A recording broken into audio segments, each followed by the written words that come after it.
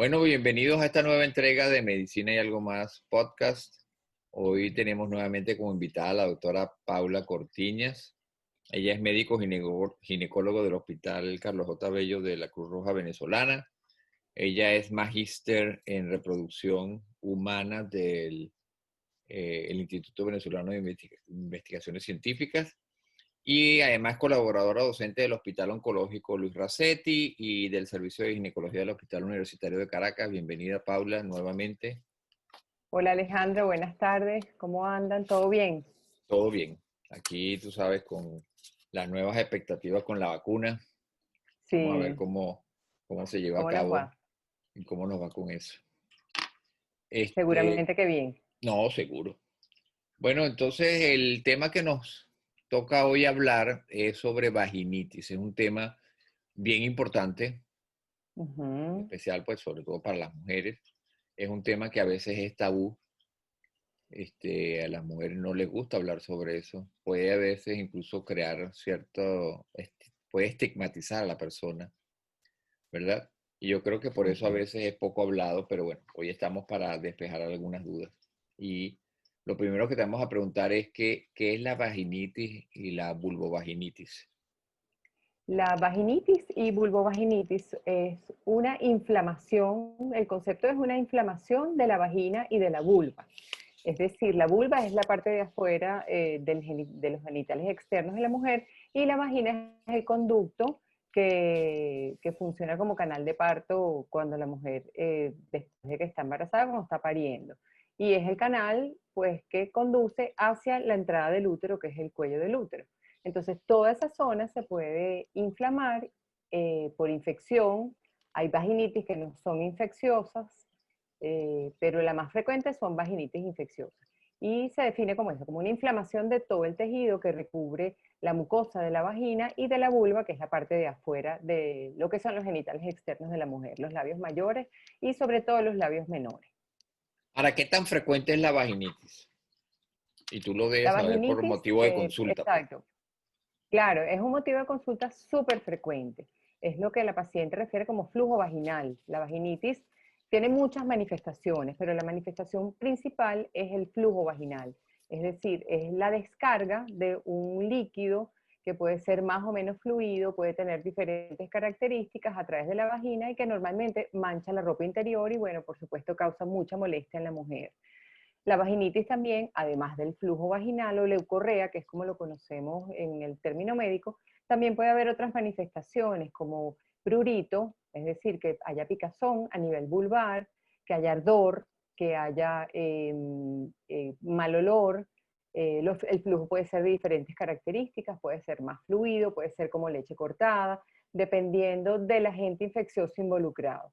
Y tenemos entonces las vaginitis que no son infecciosas, que la más frecuente es la vaginitis por alergia, que generalmente cae dentro de las dermatosis vulvares, y la vaginitis atrófica que se ve en mujeres que están amamantando generalmente y en mujeres en la edad de la menopausia. Esas son los diferentes tipos de vaginitis, pero realmente la vaginitis más importante, que es por la que consultan las mujeres más frecuentemente, es la vaginitis infecciosa que genera leucorrea O sea que o flujo vaginal. puede haber causas infecciosas y las causas no infecciosas, dentro de ellas son las alérgicas. Exacto, las alérgicas y la atrofia, producto de la falta de hormona en las mujeres, eso se ve en la lactancia, porque por la lactancia se produce una atrofia vaginal también, pero es mucho más importante, por supuesto, en la menopausia, que hay una disminución del estrógeno y produce entonces una disminución del grosor del epitelio de la vagina y de la vulva y producen vaginitis atróficas y además vaginitis infecciosas porque hay una mayor susceptibilidad a las infecciones por el hecho de no haber estrógeno en la vagina. Ok, entonces fíjate, existen factores de riesgo definitivamente para los cuales hacen que una mujer tenga más frecuentemente o tenga vaginitis y otras no. Pero en cuanto a los factores de riesgo, por ejemplo, por lo menos las duchas vaginales.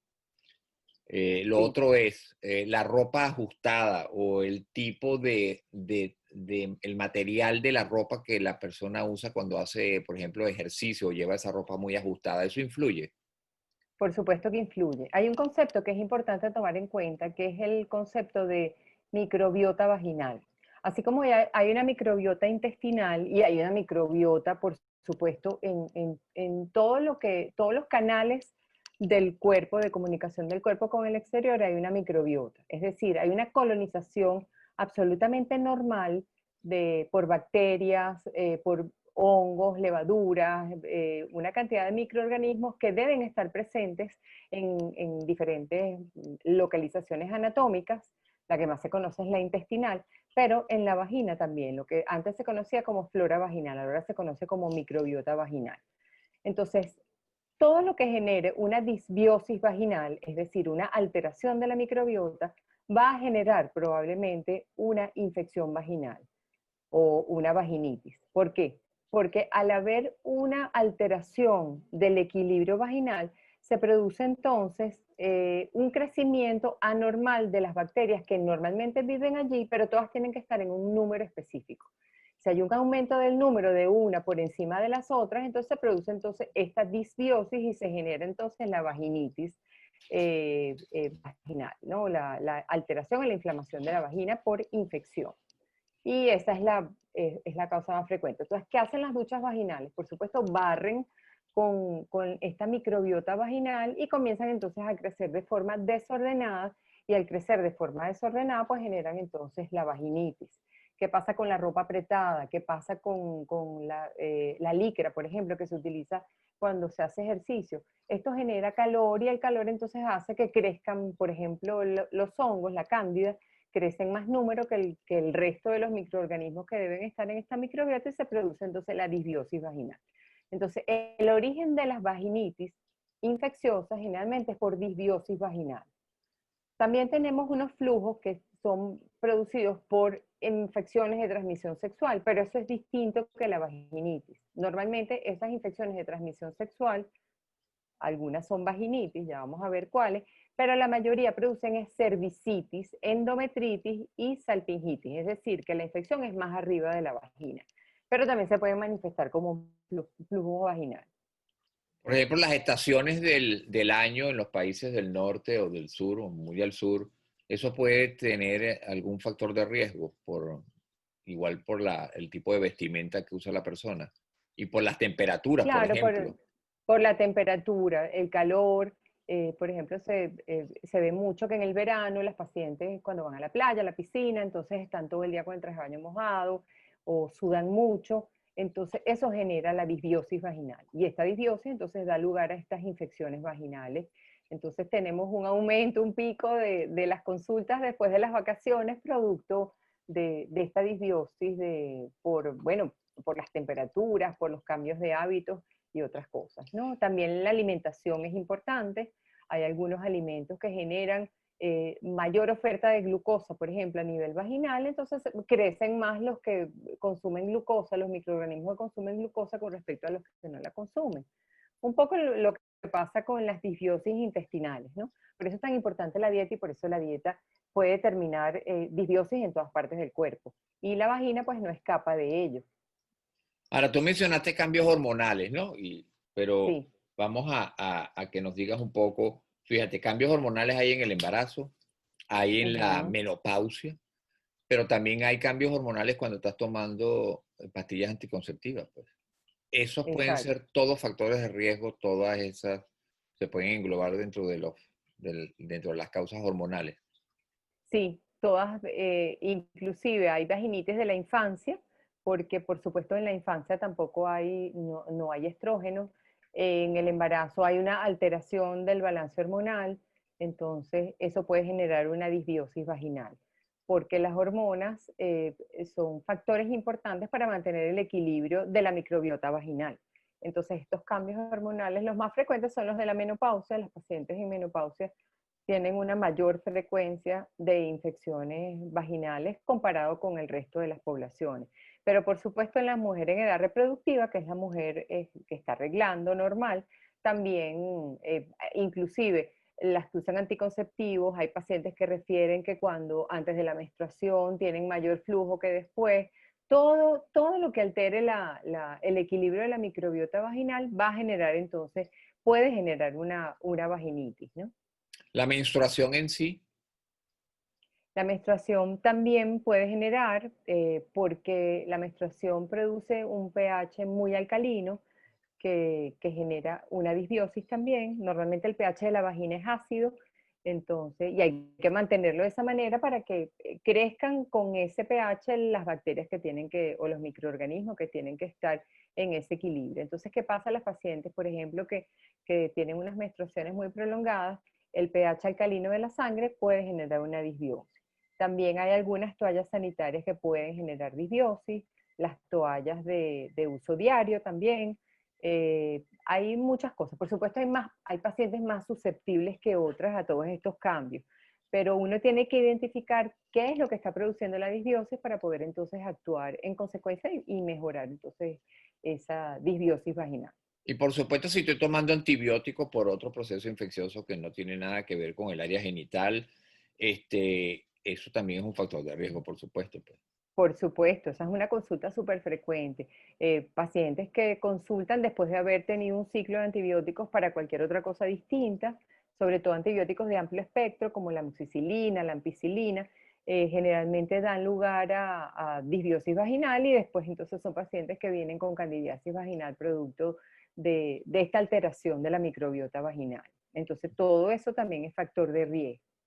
La obesidad y la diabetes, en También. antecedentes, también. Sí, de hecho, cuando uno está ante una paciente que tiene candidiasis crónica, uno debe descartar una alteración del metabolismo de los carbohidratos, como la diabetes o la prediabetes.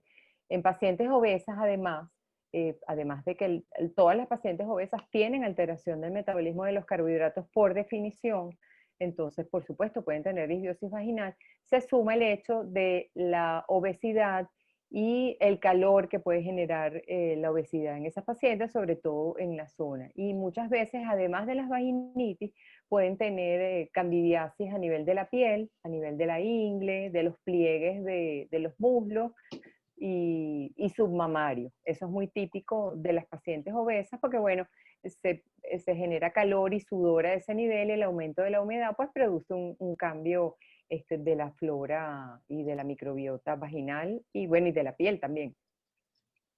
El uso de dispositivos intrauterinos como método anticonceptivo también puede ser factor de riesgo. El uso de dispositivos intrauterinos se asocia con endometritis, pero no con Ok. vaginitis. En el caso del uso del dispositivo intrauterino liberador de levonorgestrel, que tiene hormona, la hormona en sí puede generar un cambio en la microbiota vaginal, y la T de cobre un poquito, pero menos, ¿no? Generalmente se asocian con endometritis y con cambios a nivel este, de, del ambiente microbiano que pudiera haber a nivel endometrial. Pero sí pudiera, sobre todo en el liberador de levonorgestrel, porque bueno, se produce un cambio hormonal a nivel de la vagina. Y el cigarrillo y el estrés. También pudiera ser, pero están menos relacionados. Normalmente la relación está más con la dieta y con hábitos de higiene. Sobre todo, la gente cree que hábitos de higiene significa que no se bañan, pero es todo lo contrario. Son pacientes que lavan mucho su área genital y pueden generar entonces disbiosis a ese nivel, ¿no? Generalmente se ve muy frecuentemente vaginitis en pacientes que son obsesivas con la limpieza a nivel vaginal, que se hacen duchas, que se lavan con jabones muy fuertes, y esto genera, por supuesto, funciona como estos antibióticos que barren con todos los microorganismos a ese nivel. Entonces es importante recomendarle a la paciente que el área genital debe ser lavada de forma adecuada y con jabones suaves o jabones especiales para el área vaginal, que ahorita hay muchos disponibles en todas las farmacias. Y eso que llaman los desodorantes íntimos. Esos también pueden generar vaginitis. Generan dos tipos de vaginitis: vaginitis por contacto, por alergia a los componentes del desodorante, y pueden generar vaginitis también por cambios en la microbiota vaginal. Muchas pacientes utilizan estos desodorantes pensando que estos flujos vaginales que tienen mal olor mejoran con los desodorantes, y eso no es así. Cuando la paciente tiene mal olor, pues tiene que tratarse la disbiosis, que es generalmente la causa de ese mal olor. Con el desodorante no logran nada, ¿no? También el uso de algunos preservativos que tienen sabores, olores, o algunos preservativos. Los preservativos también generalmente tienen espermaticidas. El espermaticida también, además de eliminar los espermatozoides, puede eliminar ciertos microorganismos, entonces también funciona como un agente que genera disbiosis vaginal. Lo Ok. importante es, en cada paciente, identificar qué es lo que le está produciendo la disbiosis para actuar en consecuencia. Ahora fíjate, eh, yo puedo estar soy una paciente, estoy oyendo el programa, pero tengo una duda. Ujú. ¿Es la vaginitis una expresión siempre de una enfermedad de transmisión sexual? ¿Las enfermedades de transmisión sexual producen vaginitis? O sea, estoy un poco confusa con eso. Ok, las vaginitis en general no son enfermedades de transmisión sexual. Hay una sola que sí se relaciona o sea, que es de transmisión sexual, que es la tricomoniasis. Pero la cándida, la vaginitis aeróbica, la vaginosis bacteriana, que son las vaginitis más frecuentes, no. Sin embargo, hay pacientes que presentan flujo vaginal que sí está relacionado con enfermedades de transmisión sexual como clamidia, gonorrea, pero no es una expresión de vaginitis, sino una expresión de cervicitis, es decir, la infección está más arriba, no está en la vagina, sino en el cuello del útero. Sin embargo, la diferencia pues, se establece cuando uno examina a la paciente, ¿no? Pero la mayoría de las vaginitis no son infecciones de transmisión sexual. La paciente se angustia mucho porque piensa que sí lo son. Muchas veces, después de tener relaciones, se genera una disbiosis vaginal. A veces el semen es muy alcalino y produce esta disbiosis, entonces se asocia como que pareciera que es una infección de transmisión sexual y no es así. Inclusive la mayoría de las vaginitis, la pareja no se trata solo de la paciente. Sin embargo, es importante que la paciente consulte al médico para que uno logre diferenciar si realmente es una vaginitis pura o si no es una infección de transmisión sexual con una infección a nivel cervical, que sería el caso de clamidia y gonococo. Por supuesto, hay algunas lesiones que producen molestia a nivel vulvar, como el herpes, como el BPH, que no se manifiestan con leucorrea, con flujo vaginal, que sí son infecciones de transmisión sexual, pero se acompañan de lesiones, ¿no? Algunas vaginitis se pueden acompañar de lesiones vulvares, sobre todo la cándida, pero normalmente son lesiones de rascado, porque la cándida produce mucha picazón a nivel vulvar, entonces la paciente se rasca sin darse cuenta y puede producir lesiones. Pero igualmente, siempre es importante consultar con el ginecólogo para diferenciar una de otra. Pero las vaginitis, las más frecuentes, menos tricomonas, no son infecciones de transmisión sexual. De hecho, muchas pacientes ni siquiera tienen pareja y tienen estas vaginitis. O son niñas, pues, inclusive. O son Puede niñas, ser por supuesto. que no ha tenido Ujú. relación. O pacientes que nunca han tenido relaciones y tienen estas vaginitis. Entonces, definitivamente, lo que es la vaginosis bacteriana, la vaginitis aeróbica y la vaginitis por cándida no son infecciones de transmisión sexual. ¿Y en qué grupo etario, o sea, a qué edad? ¿Cuáles son las mujeres en qué grupo de edad es más común la vaginitis? Bueno, En- la vaginitis es mucho más frecuente en la paciente menopáusica porque generalmente se produce una disbiosis más importante por la vaginitis atrófica producida por la falta de estrógeno. Sin embargo, en todas las edades se puede producir vaginitis. De hecho, es el primer motivo de consulta de todas las edades. Pero lo más frecuente es verlo generalmente en pacientes menopáusicas. Es una consulta bastante frecuente. ok. El estreñimiento y los hábitos intestinales también tienen que ver con la vaginitis. No, tiene que ver, muchas veces se relaciona si la paciente no tiene un buen aseo, eh, cuando después de la defecación, tiene que haber un buen aseo porque puede haber colonización de la vagina por bacterias intestinales. Pero el estreñimiento como tal no es un factor de riesgo.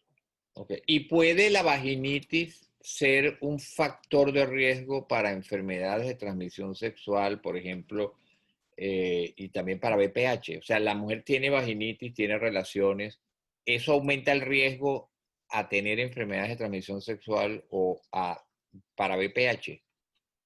Por supuesto, Porque la vaginitis produce una susceptibilidad a nivel de la mucosa, es decir, la mucosa se pone muy frágil porque está inflamada, y como está inflamada puede ser colonizada más fácilmente por otras infecciones de transmisión sexual.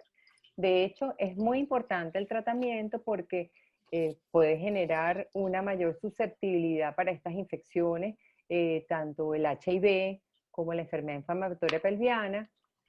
Puede generar una mayor susceptibilidad para infertilidad porque se produce entonces colonización de estas bacterias, no solo a nivel vaginal, sino a nivel cervical y a nivel de las trompas uterinas. También el BPH generalmente es un cofactor para BPH, para que el BPH produzca lesiones a nivel cervical. Entonces las vaginitis no son tan inocuas como parecen, aunque no sean infecciones de transmisión sexual. Y muy importante, las vaginitis en el embarazo están asociados con problemas durante el embarazo, como embarazos pretérminos, rotura prematura de membranas, que es que se rompe la membrana y sale el líquido amniótico. Puede haber muchísimas complicaciones. Por eso es importante identificarlas y tratarlas tanto en la mujer antes de quedar embarazada como en la mujer durante el embarazo. Porque los partos pretérminos, es decir, parir antes de la fecha que tiene, entonces salen los bebés prematuros, o tener una coriamnionitis. Coriamnionitis es que se infectan todas las membranas que contienen el líquido amniótico, entonces se pueden o romper o generar una infección a nivel del bebé, y el bebé puede nacer infectado y con un término que se conoce como sepsis neonatal. Entonces es importantísimo el tratamiento de estas vaginitis, no son tan inocuas como parecen. O sea, que si yo tengo una vaginitis, debo ser tratada antes de, si estoy pensando en salir embarazada, debo ser tratada antes de pensar salir Por embarazada. supuesto, sí. Y como el embarazo es un factor de riesgo también para vaginitis, porque puede haber una biosis generada por el embarazo, por los cambios hormonales, es importantísimo que el obstetra esté pendiente de si hay o no vaginitis en la paciente y actuar de forma efectiva en cuanto se presente el caso, evitar las complicaciones durante el embarazo. Ahora, tú hablaste de los síntomas. ¿Cuáles son los síntomas más frecuentes? El flujo, la descarga, puede haber picazón, Sí, ¿qué más? el flujo es lo más constante, ¿no? El flujo varía, puede ser blanquecino y grumoso, hasta verdoso y líquido. Otro de los síntomas frecuentes es el ardor constante o el ardor durante las relaciones. Otro síntoma importante es el prurito. Estos flujos pueden tener mal olor o un olor distinto. Por ejemplo, la candidiasis tiene un olor como a levadura, porque bueno, porque es un hongo, es una levadura y huele así. Generalmente la candidiasis se manifiesta como un flujo grumoso con olor a levadura que pica mucho y se pone muy roja la vulva y produce mucho malestar y ardor. Tenemos la vaginosis bacteriana, que genera un mal olor, no hay mucha inflamación, pero hay una descarga o un flujo vaginal que no es de un color, es como amarillento, pero huele mal. Sobre todo cuando la paciente utiliza jabón en el área genital, se produce lo que se llama la prueba de las aminas, entonces se produce una liberación de aminas que genera un olor muy desagradable, es un olor a pescado. Y después tenemos la vaginitis aeróbica, que generalmente se manifiesta como un flujo muy amarillento, pero hay mucho ardor y muy molestia al paciente. Y después tenemos la tricomoniasis, que es de las vaginitis, la única que es una infección de transmisión sexual, que también tiene mal olor y tiene un flujo como grisáceo verdoso, es un flujo muy feo. Y entonces la paciente consulta por cualquiera de esas razones. Pero el motivo más frecuente de consulta generalmente es la leucorrea, pues lo que es el flujo vaginal. Ahora, flujo vaginal es sinónimo de vaginitis. Es No decir, necesariamente. Hay algunas pacientes que tienen flujo vaginal fisiológico, es decir, un flujo vaginal que es absolutamente normal, pero que está aumentado.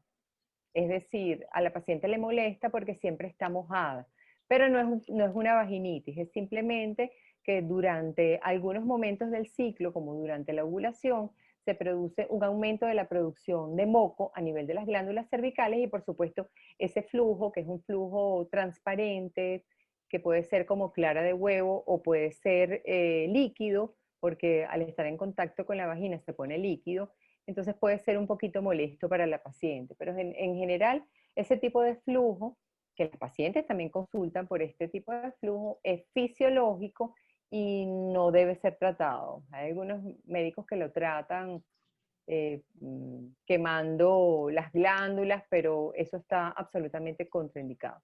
Lamentablemente, pues las pacientes, bueno, tienen que ponerse protectores o algo y bueno, considerar que eso es una bendición porque eso a la hora de buscar embarazo, pues es algo bueno. Y a la hora de tener relaciones, pues también porque son vaginas que ya de por sí están húmedas, están lubricadas y la relación sexual es mucho más fácil, ¿no? Pero bueno, hay pacientes que les molesta tener ese flujo. Ahora, ¿cómo se diagnostica y cuándo debo acudir al médico? Se debe acudir al médico cuando el flujo no es normal, o sea, tiene un color distinto al color del flujo que la paciente tiene normalmente, o huele mal, o hay algún otro síntoma como picazón, ardor o dolor. En ese momento debe consultar. Generalmente el diagnóstico puede hacerse, inclusive en algunas pacientes se hace por teléfono, pero bueno, lo importante es poder examinar bien a la paciente, verificar de qué tipo de infección se trata. Lo ideal es hacer un frotis en fresco. Yo a mis pacientes les hago un frotis en fresco, que significa tomar una gotica de flujo, colocarlo en una lámina y verlo en el microscopio. Así podemos distinguir qué tipo de vaginitis está presentando la paciente o si se trata de otra cosa distinta a la vaginitis para poder mandarle el tratamiento más adecuado y no estar mandando tratamiento de forma empírica. Y por supuesto, en las pacientes que presentan estas condiciones de forma crónica, es decir, que uno le manda tratamiento, mejoran y después vuelven a recaer, hay que ver qué factores de riesgo están presentes en la vida de esa paciente que están generando esta cronicidad de la vaginitis. Ok, y cuando tú le mandas tratamiento, la pareja sexual debe ser tratada igualmente al mismo momento, No, el mismo periodo. la única indicación para tratar a la pareja de la paciente es que se trate de una tricomoniasis, porque es una infección de transmisión sexual, o que la paciente refiera que es una condición crónica, es decir, que es una vaginitis crónica, y entonces uno trata a la pareja porque, por ejemplo, la vaginosis bacteriana, aunque no es una disbiosis vaginal, puede comportarse como una infección de transmisión sexual, es decir, puede haber un intercambio de esta bacteria entre la pareja. Entonces, cuando se convierte en un problema crónico, uno trata a la pareja, le recomienda abstinencia sexual por lo menos una semana, 10 días, y después entonces evalúa a ver cómo va la cosa, ¿no? Pero en general, de primera mano, de primera instancia o del primer episodio, uno no está recomendado tratar a la pareja. Si durante el embarazo aparece la vaginitis, estos tratamientos que habitualmente usan ustedes, que por cierto, ¿son tratamientos tomados o son tratamientos locales? ¿Y cómo pudiera afectar esto al embarazo? Pero normalmente son tratamientos tópicos, son cremas, óvulos, cremas, no son tratamientos tomados. Los tratamientos tomados se reservan para los casos crónicos o los casos muy severos. En el embarazo, generalmente no se utilizan los tratamientos tomados, sino los tratamientos tópicos, y uno hace la elección del tratamiento tópico dependiendo del trimestre del embarazo y dependiendo del tratamiento, o sea, dependiendo del tipo de vaginitis que tenga la paciente. Pero normalmente son tratamientos seguros para el embarazo, sobre todo los antifúngicos, que son los que más frecuentemente se utilizan, ¿no? Y después del primer trimestre, pues hay muchos que son bien seguros, inclusive por vía oral. Pero sí debe tomarlo en cuenta el obstetra cuando manda el tratamiento, pues por supuesto que sea un tratamiento que no afecte al bebé. ¿Y qué exámenes debe hacerse la persona que tiene ese flujo vaginal tanto por primera vez o crónico? ¿Hay algún tipo de examen que ustedes No, por mandan? primera vez, no. Por primera vez generalmente uno hace un frotis en fresco para reconocer cuál es el tipo de agente que está produciendo la vaginitis en ese momento. Si la paciente tiene una vaginitis crónica, entonces sí debemos investigar si hay algún factor, bueno, primero una vez uno explora qué factores, hábitos sexuales, hábitos de higiene, eso, la ropa que utiliza, etcétera, etcétera. Entonces uno cambia todos estos hábitos para ver si con eso mejora la cronicidad o se elimina la cronicidad de la vaginitis.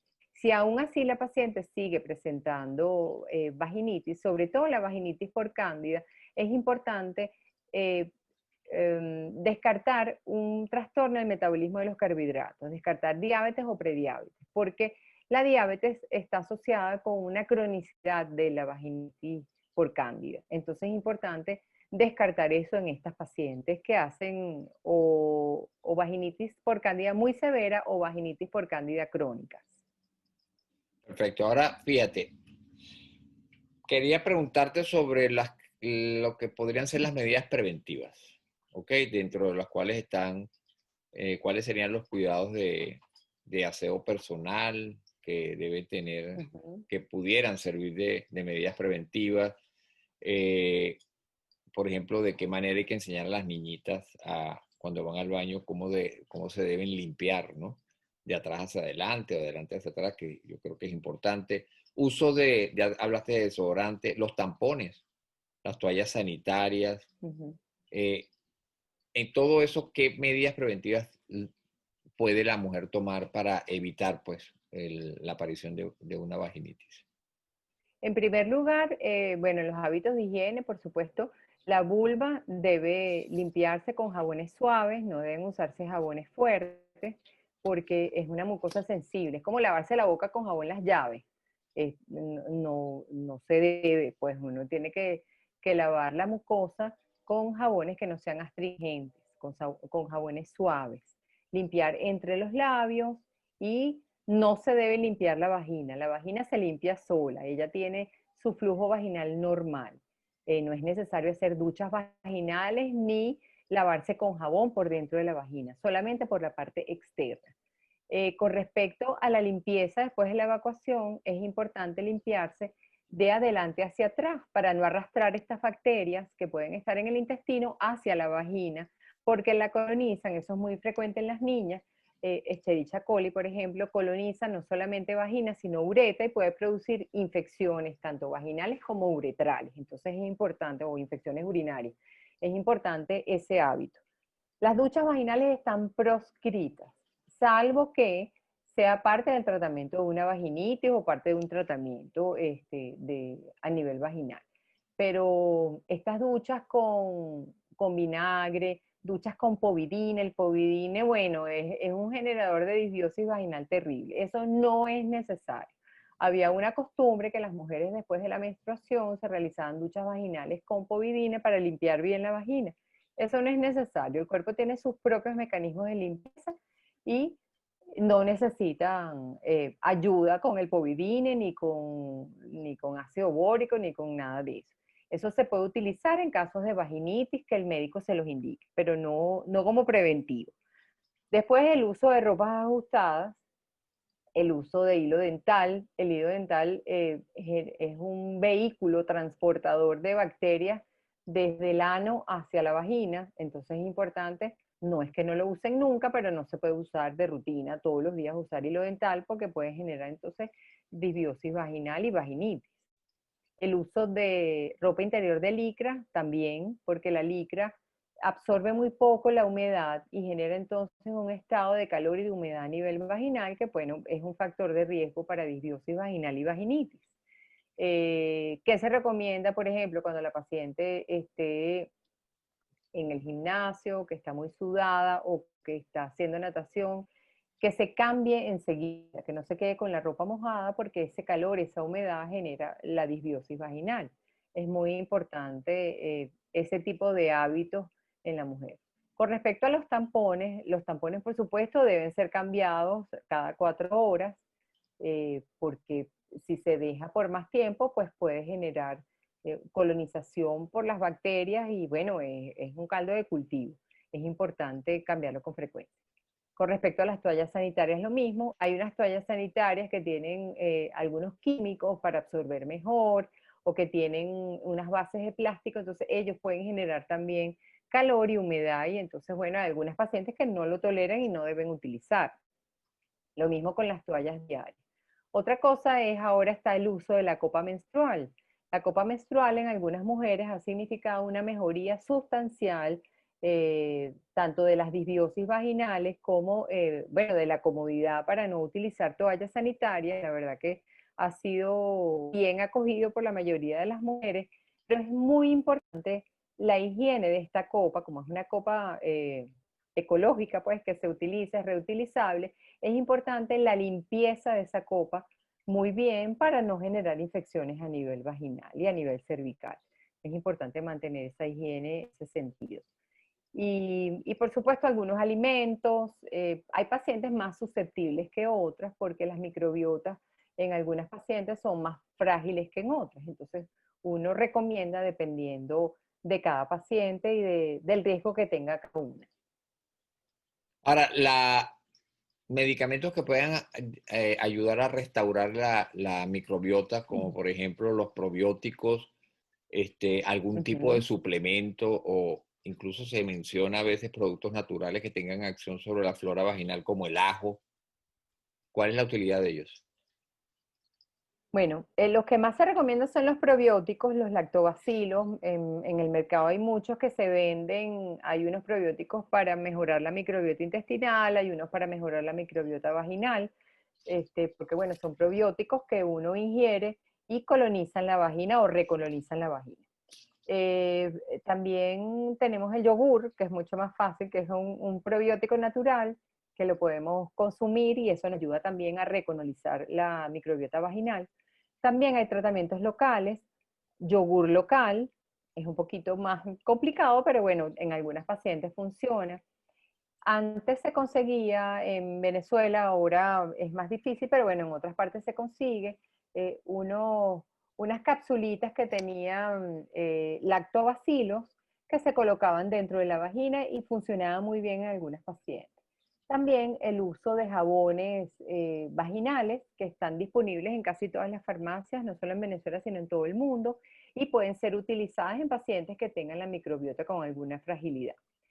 En algunas pacientes que tienen estas disbiosis crónicas se les manda tratamiento con óvulos de ácido bórico, pero bueno, esos son como casos específicos, ¿no?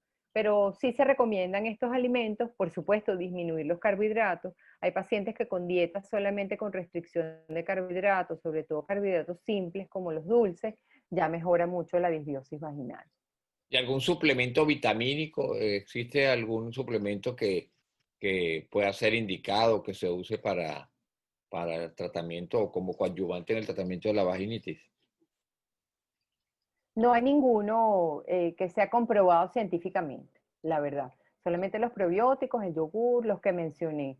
No hay ningún suplemento vitamínico que haya demostrado ser mejor o peor para restablecer la microbiota vaginal. Y si no se trata la mujer que tiene vaginitis, ¿cuáles son los riesgos, los peligros? ¿Cuáles son las complicaciones si no es tratada o tratada adecuadamente inclusive? Exacto. Bueno, lo más importante es, bueno, en muchas pacientes es un problema grave tener vaginitis porque limita mucho su calidad de vida, golpea su autoestima. Podemos imaginar una mujer que tenga un flujo maloliente, pues tener relaciones sexuales es muy difícil porque, bueno, se sienten mal, no, se sienten, eso, golpea su autoestima, no sienten que están en condiciones de ponerte en relaciones porque le da vergüenza con su pareja. Es una complicación importante. Y la otra, la que ya mencionamos, pues que eso hace susceptible a la vagina de colonizarse por infecciones de transmisión sexual, entre ellas el HIV, clamidia, gonococo, VPH, herpes, todas las infecciones de transmisión sexual, que esas sí tienen consecuencias a largo plazo mucho peores que estas vaginitis, ¿no? Pero lo más importante es la molestia. Hay pacientes con vaginitis crónica que bueno, que tienen la vida hecha cuadritos porque es un malestar constante que tienen a nivel vaginal y que no se los mejora nada. Por eso uno tiene que insistir en los tratamientos, sobre todo en estas disbiosis crónicas, en controlar todos estos factores que pueden determinar entonces esta disbiosis vaginal.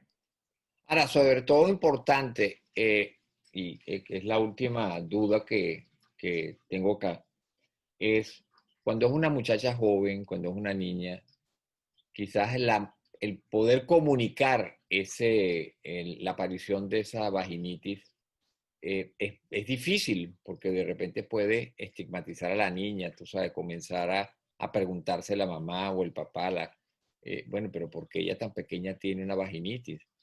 ¿Qué habrá pasado acá? ¿No? Ujú. ¿Cómo se Entonces hace? es importante entender, exacto, es importante entender que la vaginitis no es igual a infección de transmisión sexual. Una vaginitis no está relacionada necesariamente con una relación sexual. Entonces es importante tener eso en cuenta para eso, para dejar de estigmatizar la vaginitis y poder tratarla de forma adecuada, porque puede ser una pesadilla para algunas pacientes, sobre todo las niñas porque no entienden lo que está pasando. Es muy frecuente en la pubertad porque se generan estos cambios hormonales de la pubertad y puede haber disbiosis. Entonces es importante que las mamás entiendan que sus hijas pueden tener una vaginitis y no necesariamente puede haber algún tipo de relación sexual o de manipulación sexual que haya generado esta disbiosis y este flujo vaginal. Es importante que las lleven al médico para que uno las pueda orientar y mandarle el tratamiento más adecuado. O a lo mejor es un problema de higiene que también uno puede orientar a las pacientes, sobre todo las pacientes niñas bueno, que no, hay que enseñarles a lavarse, así como uno les enseña a lavarse los dientes, pues también tiene que enseñarle a lavar el área genital.